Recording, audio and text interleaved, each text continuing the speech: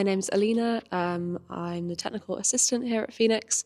I've worked for Phoenix for only a month and a half. It feels like a lot longer though.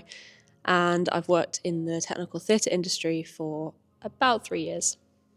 Currently, because we don't have any of the big shows on, it's working with the head of technical, who's my manager, to do a lot of the planning and the preparation that's around the big tour, which will be next year. We also do have some smaller shows happening through our community tour, so my job role includes all of the technical requirements around that. When we have performances in the theatre space, I lighting designed one of the pieces, I did some of the programming for the lighting, and generally just providing technical support day to day for whatever the company needs. I wanted to be an actor when I was younger. I also danced quite a bit since I was a child. I originally wanted to be a TV and film actor and then found a love of theatre when I was about 16, still as an actor and a creative. And then I got a job in a theatre in York, working front of house.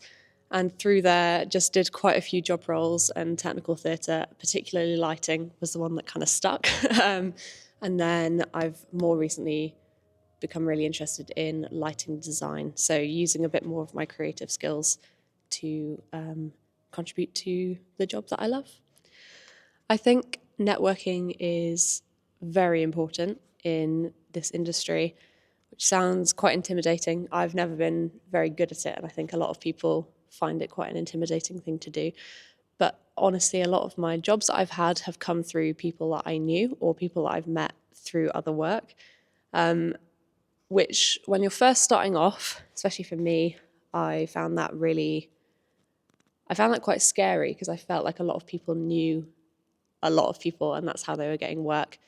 And I wasn't sure how to break into that. But I think people always think of networking as like going to an event and talking to loads of people that you don't know and have never spoken to before. And that I was always quite a shy kid, so that was quite scary for me. But I think I've come to realize that networking actually is just about your day-to-day more. And it's, if you are doing a show, being kind to the people that you're working with and getting to know the lighting designer if you can, or the rest of the technical team if you can, and just basically putting in as much effort as you can and putting your all into every job that you do. You never know when something might come up.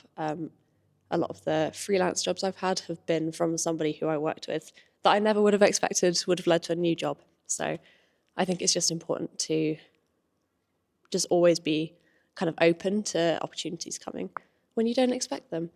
And also asking. I've done some really cool jobs by just asking to work for someone, and it's led to something really cool.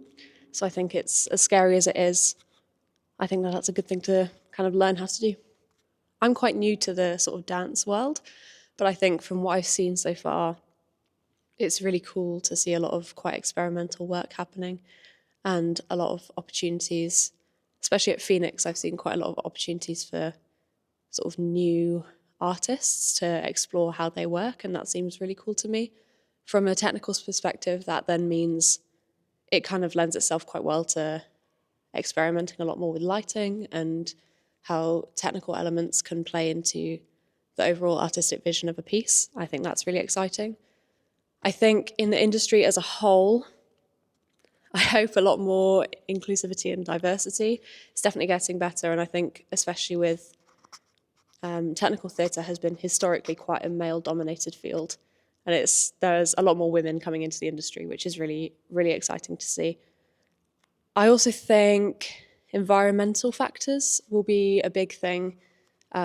It's already starting to happen, as it should, that a lot of designers' contracts include environmental considerations and trying to make productions as sustainable as they can be. So I think that it will probably continue with that becoming a very important thing, which is also really exciting and really interesting, and hopefully good for the planet.